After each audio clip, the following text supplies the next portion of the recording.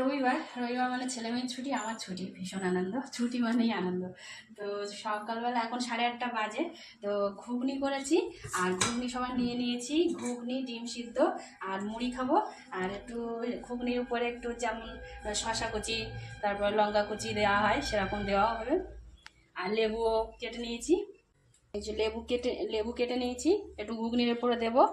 আর শশা, পেঁয়াজ, কাঁচা লঙ্কা। তো আমার শ্বশুর মশাই রয়েছে, আমরা 5 জন খাবো। তো এই হচ্ছে সকালের খাবার। এখন 8:30 বাজে, আর ওদিকে রান্না হচ্ছে, আর এদিকে পাট শাক ভাজা হচ্ছে। মানে পাট শাকটা এটা, আর কচুর লতি কেটেছি, আর এগুলো আগের দিনে কেটে রেখেছিলাম বলে তাড়াতাড়ি মানে খেতে খেতে এগুলো হয়ে যাবে। আমার শ্বশুর মশাই এদিকে চিংড়ি মাছ আর মাংস এনেছে, এগুলো কাটবো, কেটে তারপর আবার দুপুরে রান্না বসাবো। তো এই হচ্ছে, আগে খেয়ে নিই। তো এখন এবার সব খাওয়া দাওয়া করে নেবো। একটু ঘুগনির সাথে ঝুরি ভাজা খাবে, তাই ওদের একটু ঝুরি ভাজা দিয়ে দেবো।